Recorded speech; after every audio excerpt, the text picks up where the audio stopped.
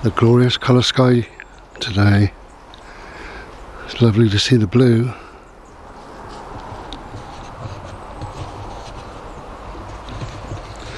Hello. So, we're out doing the usual. Just thought I'd catch up very briefly. So what's the old bride been up to lately? Oh, not a great deal. Just chilling. There's a dog. There's a dog there. My God, a dog. Let's go and say hello to it. Oh, it's running away. Ah, bird. I even know its name.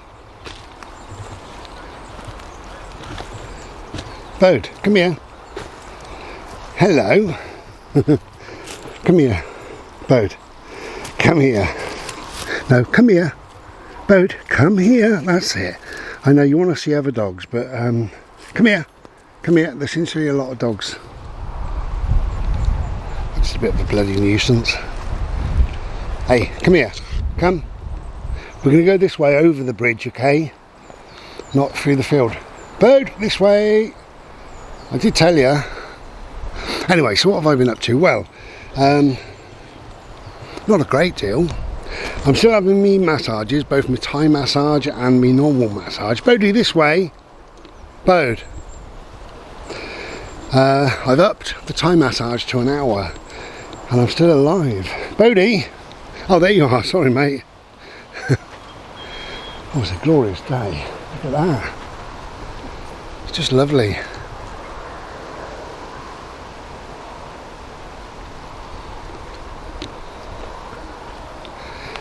Yeah, it makes you feel good.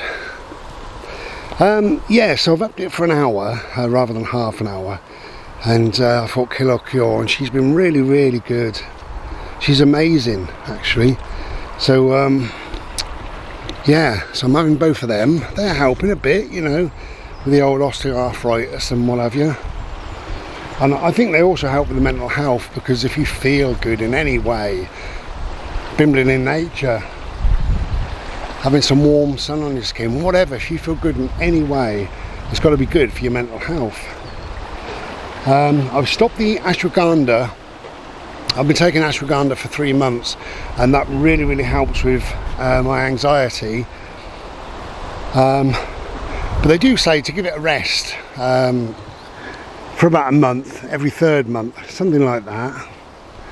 So I've decided that now I haven't got any hospital appointments or anything, so I can give it a rest for a month or so, or until such times as things start, you know, I hate feeling uncomfortable in my mind. I'm always a bit, you know, in my mind, but it is what it is.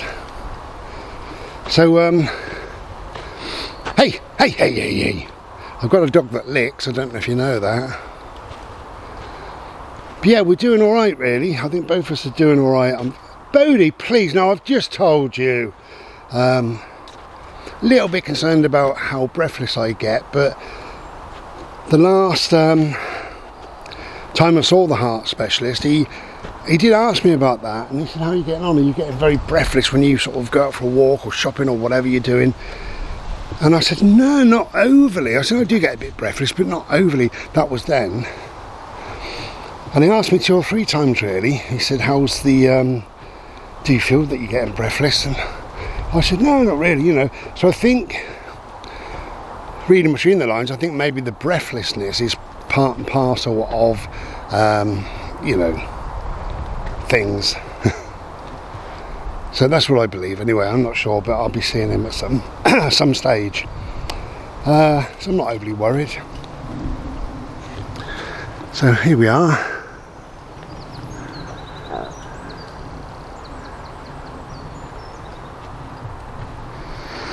Now what I've been doing indoors, I built a new CD tower. My CD tower could, well, my towers, those little thin ones, could hold about 500, I think, CDs. This new one, look at him. Bloody hell, he never goes near water. Come away. come away. I can't trust you near water. Come on. Come on. Thank you. This new one.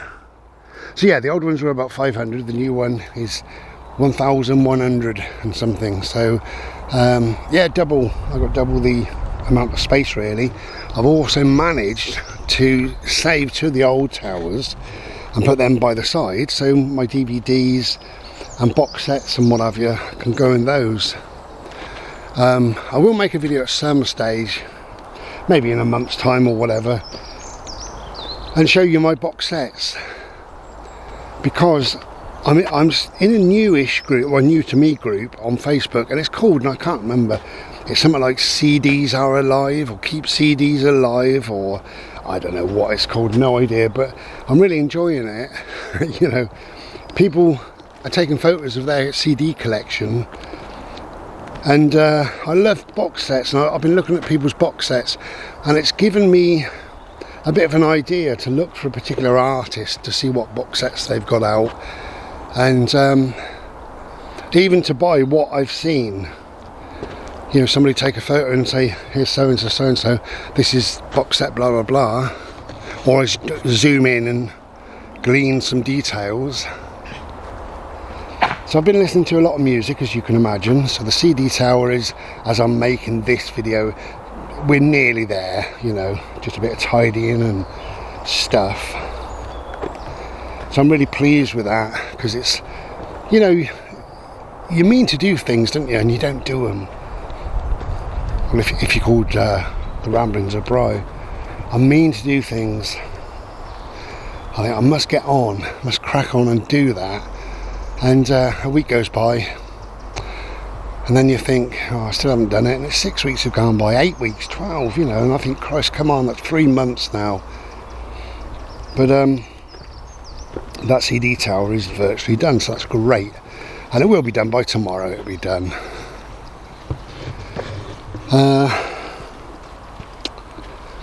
What else? I have some big news coming, but we know what that is, don't we? But we're going to have to wait a couple more weeks or so for the big news.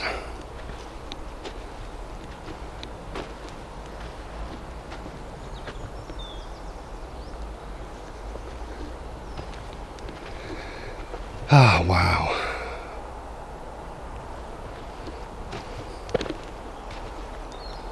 Still got some bad weather to come, they say, but they're probably right. But you know, for now, it looks like we've got a day or two reprieve from the winds and rain. That's all we've had for weeks and weeks and weeks. You get a bit bored of it, you know.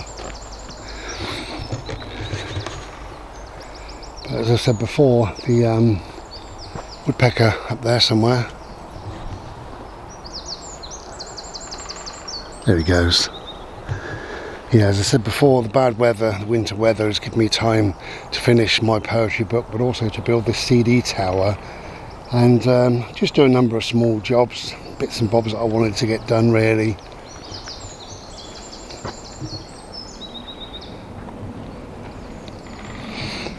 I never normally speak to my family, sadly. Nothing to do with me, it's to do with them, but I did speak to one of my nephews 2 days ago, which I'm really happy about, because he's moved, and bless him, he's worked so hard.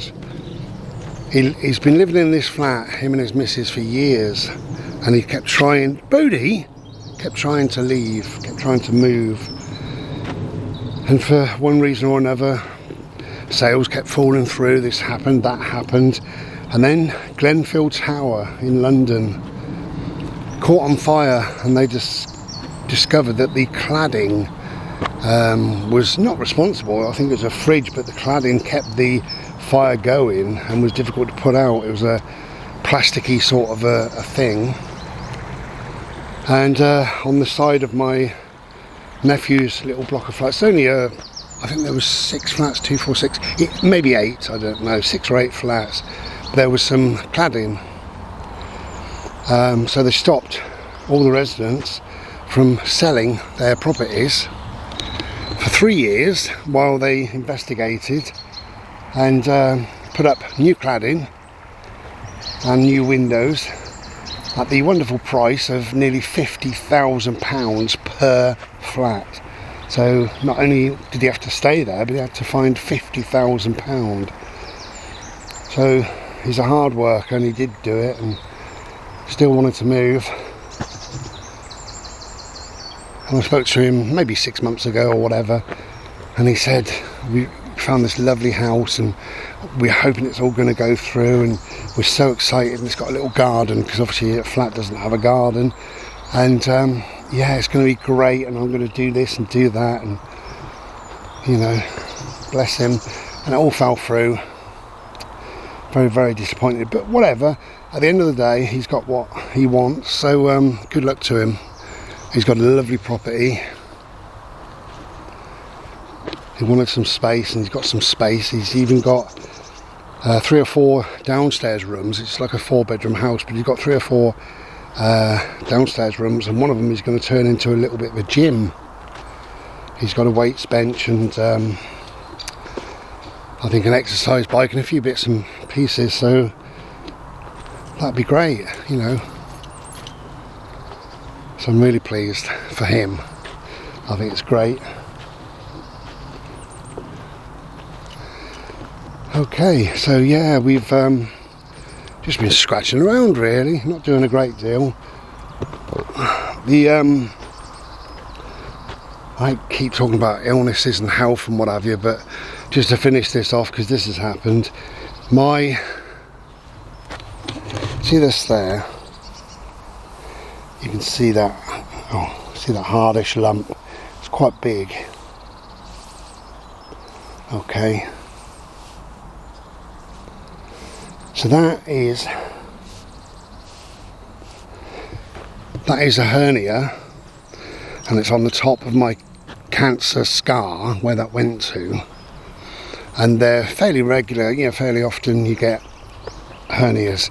That's been hurting and playing up for a number of weeks,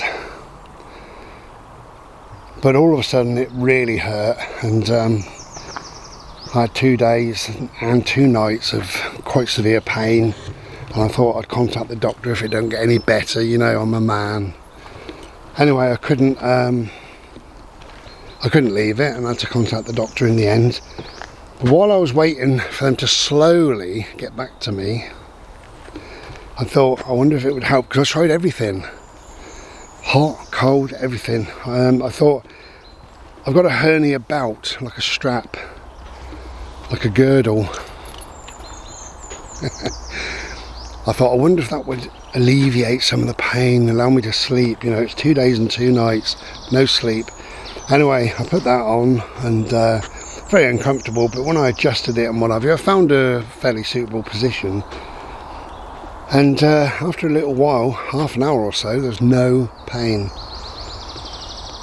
So that was great. And when the doctors did get off their arses, I said, you know, the pain is now very minimal.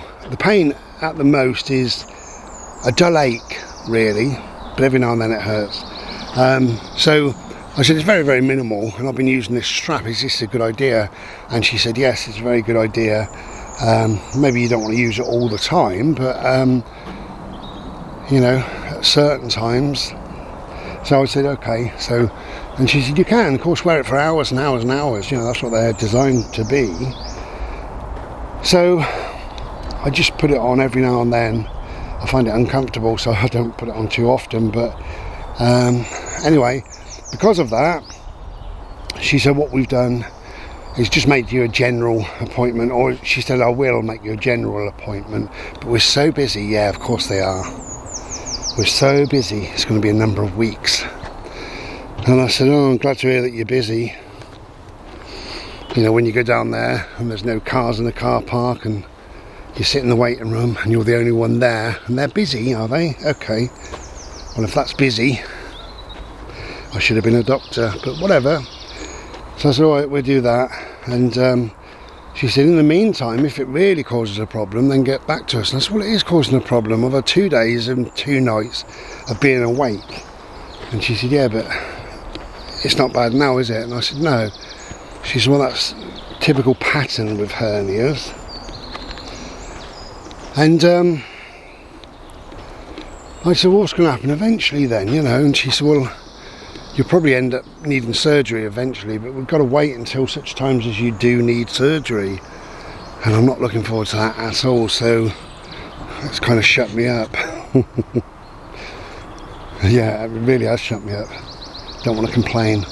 Anyway, my little dog keeps running to me and bowing. He wants to play something. So we're going to have a little game here amongst these lovely woods. But we're both fine, that's all I'm saying in this video really, you know. And got some big news coming, so watch this space kind of thing, you know. And we'll be back another day. Until then, look after yourselves, look after each other. If you can get outside, get outside. Because life is good and good gets better. Yeah, you might not believe that, but life is good.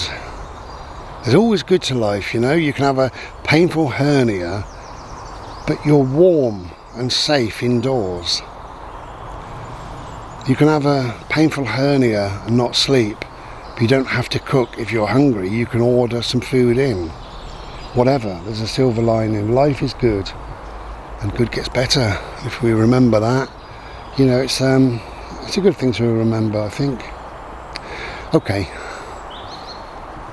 Thank you for listening. We will be back another day sometime soon with some quite exciting news that I've just alluded to. Look at this little boy. Hello, darling. Hello, mate. Come on. Oh, look, you thought it was there. Go on. Bless him. Yeah, thanks for listening. Thanks for being there as well. I love to be to feel connected to what I refer to as my tribe, or I'm part of your tribe, whatever you want to say. But I think like-minded souls find each other in some way, somehow, and I call it our tribe. Okay, take care and be well.